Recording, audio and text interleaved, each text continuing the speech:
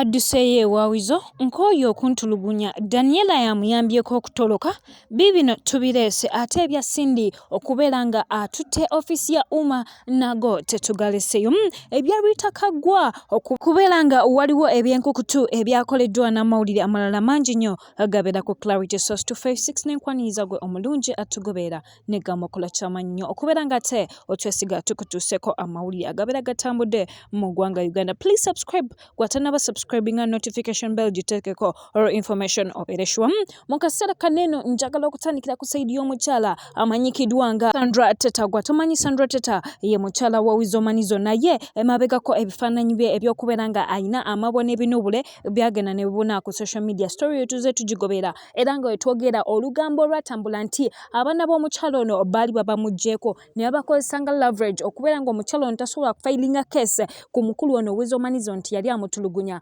munnange amawulire agaliwo kyaddaaki olw'okulwana kw'abantu ab'enjawulo omuli omukyala Daniela Atim ngono mutwala wa Jose Chameleon muganda wa Wizo yavayo n'abagamba ekintu kino si kituufu ekyokubeera nga ate mutulugunya omukyala ono. Abantu nga Judith Hard twabalaba nga bavaayo, obakyala nga Sheila Gashumba n'abalala bangi nnyo bavaayo okubeera nga bavumira ekikolwa omukulu Wizomanizo kye yali akoze. Naye amawulire agaliwo nti olunaku lwabadde lwakubiri munnaye basobodde okubeera nga ate baddayo e Kenya oluvannyuma lw'enteeseganya bannakenya embasi yaabwe yalwanye nnyo nga bwe basobola ne bagamba omwana wabeera atulugunyizibwa okutuuka ku kino twetaaga tumugyeyo mu ggwanga Uganda.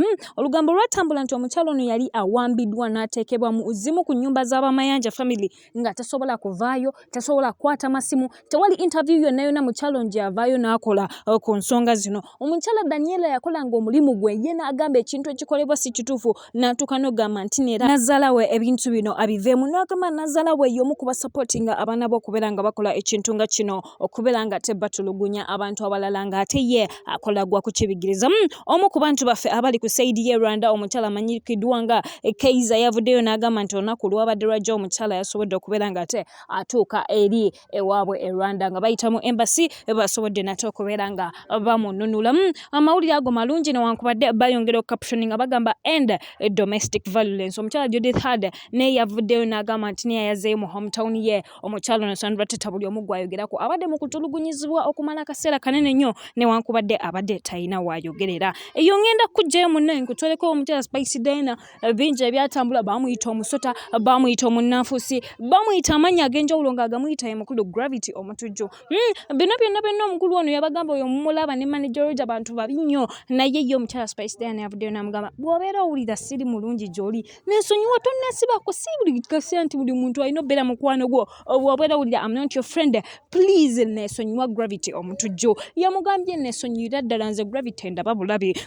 Ku mukyala Spice Diana kennyini kwe tukyali yagambye n'ogamba ekya gavumenti kino twakimubuuzaako negamba gavumenti munnange yaganye abayimbi okuddamu eyimba mu masomero olw'ennyambala embi okirowoozaako kyo. Omukyala ono yagambye ekyo kintu kyangu nnyo gavumenti yandibadde tebonaabona n'abantu etufunire uniform etutungisize uniform nga sports weya nga waawe embeera wakugenda kuyimba ku kivulu ky'abaana newankubadde yagambye bamuwa obusente butini y'ensonga lwaki alabikira mu masomero matini ddala naye n'agamba gabeera balebikiddemu abeera ayagala bamutungisize uniform okusinga obbagano yimbira ddala. Yagambye batufunire uniform sports weya ng'abasajja balina eyaabwe n'abakyala tulina eyaffe naye teeberezaamu omukyala wininwaje ng'ali mu sports weya ye n'abeera ekomewo kuba naye yinza obbeera ennyimpi. Tetumanyi kiteeso kya mukyala Spice Diana gye kinaakoma naye nga nakyo tukitaddeko amaaso. Oba oliawo gavumenti ekitundemu ebafunire uniform ng'omukyala Spice Diana asobola kwambala uniform n'agenda n'akuba omuziki, omukyala Kaluka Siita ng'agyambala, omukyala Cindy, omukyala Shiba bonna nga basobola okwambala uniform eno kubanga amasomero ge gamu kubayita celebrities. Lwaki ate babeera babagaana okuyimba mu masomero? Eyuka nkugyeyo nkutwaleko ku ofisi ya umma eyo tebeera ndala ebeera ba Uganda Musician Association. Jjukira baggulawo ekitongole era ne bateekawo n'akalulu ak'okubeera nga balonda president naye ng'abasinga ababiri be twasaako essira ye mukulu King Saha n'omukyala Cinderella Sanyu. Wetwogera akalulu ako kaayimirizibwa olw'ensonga ezimu oba endala era nga kati emyezi egiyiseewo jjo giweredde ddala nga akalulu tekalondebwa nga tekaddibwamu naye munnange twabadde tulyawo ng'omukyala Cindy yeddizaayo Nangamba bannayo obudde bwo tetubumala bwe tutyo. Ffe tuyina ebyokukola bingi nnyo, abayimbi bintu bingi nnyo bye baagala. Obudde buno lwaki tubwonoona nga tewali wali mu office ya Uma? Nze n'olw'ensonga eyo kanzireyo ku mirimu tewali kye muŋŋamba. Tetumanyi omukulu King Saha oba kino yakirabye kubanga naye yali yeerangira n'agamba ye president wa Uma. Naye kati wetwogera wogenda wali eri ku National Theatre nga wolaba post eyo omukyala Cinderella gw'ojja okubeera nga osanga mu office y'aba president bwa Uma. Akalulu simanyi lwaki tekannaba kuddibwamu naye era nga bajja genda maaso balonde mu bbanga ate eritali eryawala. Tulaba ani anaabeera president ataliiko kubuusabuusa. Byonna byonna Clarity Source 256 tujja kubeera tubikutuusaako. Nkutolaka w'omukyala Rita Kagwa. Munnange amawulire agali ku sayidi eno gali nti ekintu ekyefaananyiriza okwanjula nkwata bulungi ekyefaananyiriza okwanjula okwagenze mu maaso n'okubeera nga bitegekebwa era omukyala Rita Kagwa yalabiddwako n'omwami omu nga balaga baakayo bannannyini mukolo naye ate omuntu waffe omukwano nnyo gwa Rita Kagwa tombuzza ku nsonga zino tumugamba ng'obufaananyi tubulabye omukyala Rita Kagwa baamututte kiki akigenda mu maaso nga twagala kuwa mazima gwe omulungi atugobera munne ye agenze mu maaso n'otutegeeza mbuguno tegwabadde mu nkolo newankubadde gwe njagala munnaye atugobera ogendawo mu comment section otubulire guno gulabika ng'omukolo oba mbukabaga